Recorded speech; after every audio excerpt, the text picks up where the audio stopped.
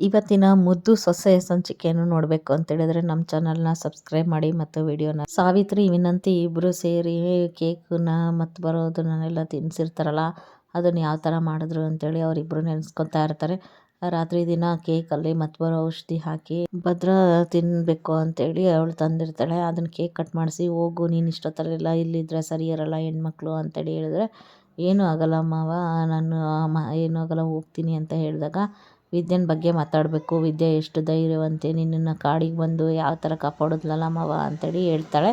ಅದಾದಮೇಲೆ ಕೇಕ್ನ ತಿನ್ನು ನೀನು ಅಂತೇಳಿ ತಿನ್ಸಕ್ಕೆ ಹೋದಾಗ ಆಗ ಕೇಕ್ ಇವಳು ತಿನ್ನಲ್ಲ, ನನಗೂ ಮತ್ತೆ ಬರೋದು ಆಗ್ಬಿಟ್ರೆ ಏನು ಮಾಡೋದು, ನಾನು ಕೇಕ್ ತಿನ್ನಲ್ಲ ಅಂತೇಳಿ ಹಿಂದೆ ಇಟ್ಕೋತಾಳೆ. ಅದಾದಮೇಲೆ ಭದ್ರಂಗೆ ಮತ್ತೆ ಬರೋ ಥರ ಆಗುತ್ತೆ. ಅವನಿಗೆ ನಿದ್ದೆ ಬಂದಂಗೆ ಆಗ್ತಿದೆ ಅಂತ ಹೇಳ್ತಾನೆ. ಅವ್ರ ಅಮ್ಮ ಸಾವಿತ್ರಿ ಅಲ್ಲಿ ನಿಂತ್ಕೊಂಡು ನೋಡ್ತಾ ಇರ್ತಾಳೆ. ಅದಕ್ಕೆ ವಿದ್ಯೆನ ಬಗ್ಗೆ ಮಾತಾಡ್ತಾ ವಿನಂತಿ ಮಾತಾಡ್ತಾ ಇರಬೇಕಾದ್ರೇ ಅಲ್ಲಿ ನಿದ್ದೆ ಬಂದಂಗೆ ಆಯಿತು ಅಂತ ಮಲ್ಕೊಂಡ್ಬಿಡ್ತಾಳೆ. ಆವಾಗ ಇವಳು ಮಲ್ಕೊಳ್ಳಿ ಇವನು ರಾತ್ರಿ ಅಂಥೇಳಿ ಅವನಿಗೆ ಮಲ್ಕೊಳ್ಳೋ ಥರ ಮಾಡಿ ಇಬ್ಬರು ಅಲ್ಲಿಂದ ಹೋಗ್ತಾರೆ. ಆಮೇಲೆ ಬೆಳಗ್ಗೆ ಆಗ್ತಿದ್ದಂಗೆ ಎಲ್ಲರೂ ಎದ್ದೇಳೋಕ್ಕಿಂತ ಮುಂಚೆನೇ ರೆಡಿ ಮಾಡಿಸ್ಕೊಂಬಂದು ವಿನಂತಿ ಭದ್ರನ ರೂಮ್ ಬಾಗಿಲು ಹತ್ರ ಕರ್ಕೊಂಬಂದು ನೋಡು ನಾನು ಹೇಳಿದ್ದೆಲ್ಲ ನೆನಪಿದೆ ತಾನೇ, ನೀನು ಅದೇ ಥರನೇ ಇರಬೇಕು ಅಂತೇಳಿ ಹೇಳ್ತಾಳೆ. ಆಗ ನೀನು ಈ ಥರ ಇರಬಾರ್ದು ಅಂಥೇಳಿ ಅವಳಿಗೆಲ್ಲ ಕೂದಲೆಲ್ಲ ಹರಡಿರೋ ಥರ ಹೂವೆಲ್ಲ ಮಂಚದ ಮೇಲೆಲ್ಲ ಹಾಕಬೇಕು ಅಂತೇಳಿ ಹೇಳ್ಕೊಟ್ಟು ಅಲ್ಲಿ ಎಲ್ಲರಿಗೂ ನಿಮ್ಮಿಬ್ಬರ ಬಗ್ಗೆ ಅನುಮಾನ ಬರೋ ಥರ ನಡ್ಕೋಬೇಕು ನೀನು ಅಂತ ಹೇಳಿದಾಗ ಆಗ ಇವಳು ಅದೇ ಥರನೇ ಅವರಮ್ಮ ಹೇಳಿದ ಥರನೇ ಮಾಡ್ತಾಳೆ. ಎಲ್ಲರೂ ಬಂದು ನೋಡೋ ಥರನೇ ಅನುಮಾನ ಕೂಡ ಬರೋ ಥರನೇ ಆಯಿತು. ಅದಾದಮೇಲೆ ಇಬ್ಬರು ನೆನೆಸ್ಕೋತಾರೆ ರಾತ್ರಿ ಎಲ್ಲ ಏನಾಯಿತು ಅಂತೇಳಿ.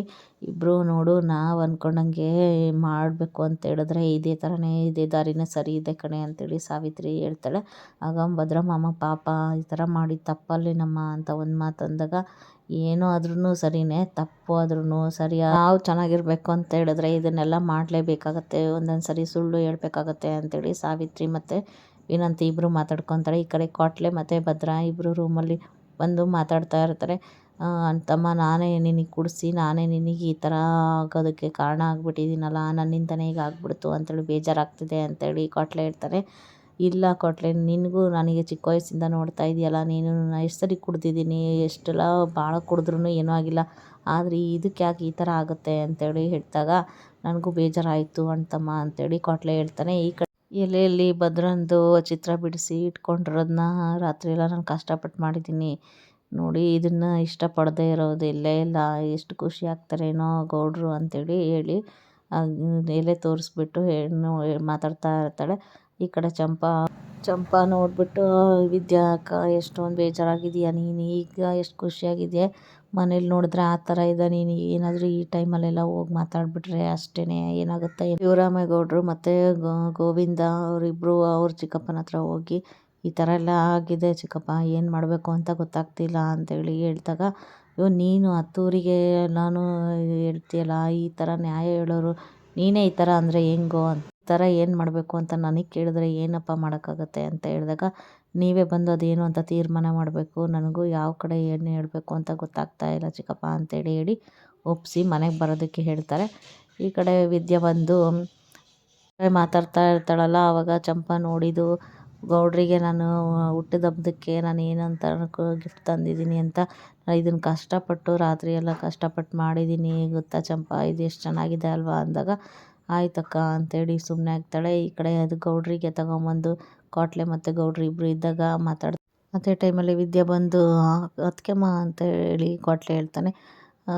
ಏನು ಗೌಡ್ರೆ ನೀವು ಇದು ಮಾಡೋದು ಸರಿನಾ ನೀವು ಅಂತೇಳಿ ಜೋರು ಮಾಡ್ತಾಳೆ. ಏನಿದು ಗೊತ್ತಾಗ್ಬಿಡ್ತಾ ಏನಿದು ಅಂತ ಶಾಕ್ ಆಗ್ತಾರೆ ಇಬ್ಬರೂ.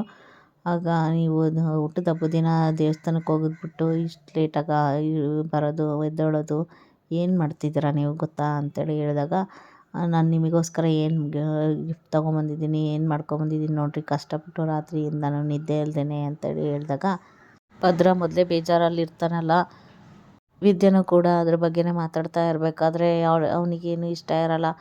ಏನು ನೀನೇನು ಆಕಾಶದಿಂದ ತಂದಿದ್ಯಾ ಅದನ್ನು ಆ ಥರ ಎಲ್ಲ ಹೇಳೋದಕ್ಕೆ, ಅದು ಏನೇ ಆಗಲಿ ಅದನ್ನು ಅಲ್ಲಿ ಇಟ್ಬಿಟ್ಟು ಹೋಗು, ನಾನು ಆಮೇಲೆ ಯಾವಾಗೋ ಟೈಮ್ ಇದ್ದಾಗ ನೋಡ್ಕೊತೀನಿ ಅಂತ ಹೇಳಿದಾಗ ನನಗೆ ಇಲ್ಲ ನಾನು ಈಗಲೇ ನೋಡಬೇಕು, ನೀವು ಈಗಲೇ ನೋಡಬೇಕು ಅಂತೇಳಿ ಹೇಳಿದಾಗ ಫೋರ್ಸ್ ಮಾಡೋದು ಬೇಡ, ನನಗಿಷ್ಟ ಆಗ್ತಾಯಿಲ್ಲ ಅಂತೇಳಿ ಭದ್ರ ಹೇಳ್ತಾನೆ. ಆಗ ವಿದ್ಯೆಂಗೆ ತುಂಬ ಬೇಜಾರಾಗುತ್ತೆ, ನಾನು ಏನು ಅಂಥದ್ದು ಮಾತಾಡಿದ್ದೀನಿ ಅಂತೇಳಿ ನಮಗೆ ಈ ಥರ ಬೈತಾ ಇದ್ದೀರಾ ಅಂತೇಳಿ ಹೇಳಿದಾಗ ನೀನು ಇಲ್ಲಿಂದ ಹೋಗು ಅಷ್ಟೇ, ನಾನು ಯಾವಾಗೂ ನೋಡ್ತೀನಿ ಅಂತ ಹೇಳಿದಾಗ ಸರಿ ಬಿಡಿ ಆಯಿತು, ಹುಟ್ಟಿದ ಹಬ್ಬದ ದಿನ ಏನು ನಿಮಗೆ ಬೇಜಾರು ಮಾಡಬಾರ್ದು ಅಂತೇಳಿ ಹೇಳಿ ಅಲ್ಲಿ ಇಟ್ಬಿಟ್ಟು ಟೇಬಲ್ ಮೇಲೆ ಹೋಗ್ತಾಳೆ. ವಿದ್ಯಾ ಹೊರಗಡೆ ಹೋದಾಗ ಬೇಜಾರು ಮಾಡಿಕೊಂಡು ಅಳುತ್ತಾ ಹೋಗ್ತಾಳೆ. ಆಗ ಕೋಟ್ಲೆ, ನೋಡು ಅಣ್ತಮ್ಮ ಎಷ್ಟು ಅರಳಿ ಎಲೆಯಲ್ಲಿ ನಿನ್ನ ಚಿತ್ರ ಬಿಡಿಸ್ಕೊಂಬಂದಿದ್ದಾರೆ, ಎಷ್ಟು ಚೆನ್ನಾಗಿದೆ ಅಂತೇಳಿ ಹೇಳಿದಾಗ, ಅದನ್ನು ಕೋಟ್ಲೆ ಇದು ಎಷ್ಟು ಚೆನ್ನಾಗಿದೆ, ನೀನು ಅವ್ರಿಗೆ ಬೇಜಾರು ಮಾಡಿಬಿಟ್ಟಲ್ಲ ಅಂತೇಳಿ ಹೇಳಿದಾಗ, ಕೋಟ್ಲೆ ಹೇಳಿ ಹೋದ ತಕ್ಷಣನೇ ಭದ್ರ ಮತ್ತು ಅದನ್ನು ಗಿಫ್ಟನ್ನು ತೆಗೆದು ನೋಡ್ತಾನೆ.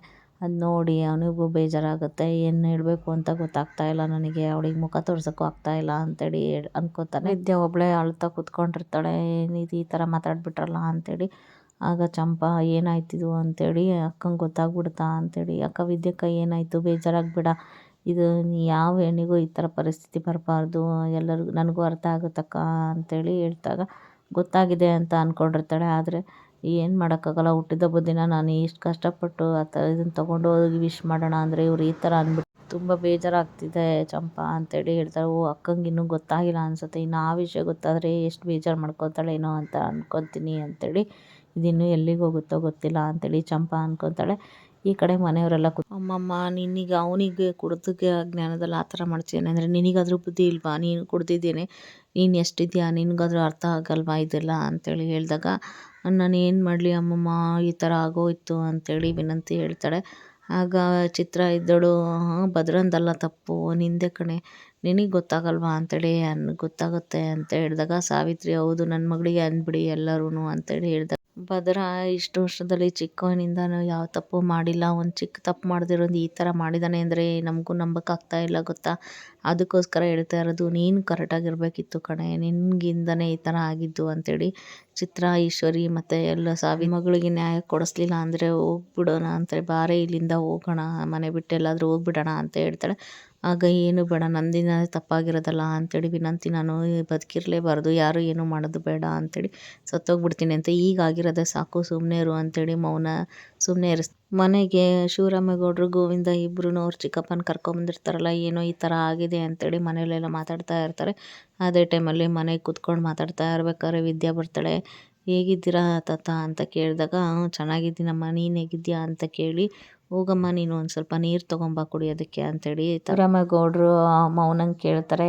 ವಿದ್ಯಂಗೆ ಈ ವಿಷಯ ಗೊತ್ತಾ, ಇಲ್ಲ ನೀವೇ ಸಂಜೆ ತನಕ ನಾವು ತೀರ್ಮಾನ ತಗೊಳ್ಳೋ ಗೊತ್ತಾಗಬಾರ್ದು ಅಂತ ನಾನೇ ಹೇಳಿದ್ದೆ ಅಂತ ಹೇಳಿದಾಗ, ಸರಿ ಆಯಿತು, ಅವ್ರನ್ನ ಹೊರಗಡೆ ಕಳಿಸು ಈಗ ವಿದ್ಯೆನ ಅಂತೇಳಿ ಶಿವರಾಮೇಗೌಡರು ಹೇಳ್ತಾರೆ. ಆಗ ನೀರು ತೊಗೊಂಬರಕ್ಕೆ ಹೋದಂತ ವಿದ್ಯಾ, ನೀನು ಹೋಗಿ ಶೆಡ್ಡಲ್ಲೇ ಇರು, ತುಂಬ ದಿವಸದಿಂದ ಬಂದು ಏನೋ ಮಾತಾಡಬೇಕು ಅಂತ ಹೇಳಿದಾರಲ್ಲ, ಅವ್ರು ಮಾತಾಡ್ತಾ ಇರ್ತಾರೆ, ನಿಮ್ಮ ಮಾವ ಮತ್ತು ಅವರಿಬ್ರು ಮಾತಾಡ್ತಾರೆ, ನೀನು ಆಚೆ ಇರು, ನಾನು ಆಮೇಲೆ ನಿನಗೆ ಕರಿತೀನಿ ಅವ್ರು ಏನು ಮಾತಾಡ್ತಾರೆ ಅಂತ ಅಂತೇಳಿ ಕಳಿಸ್ತಾಳೆ.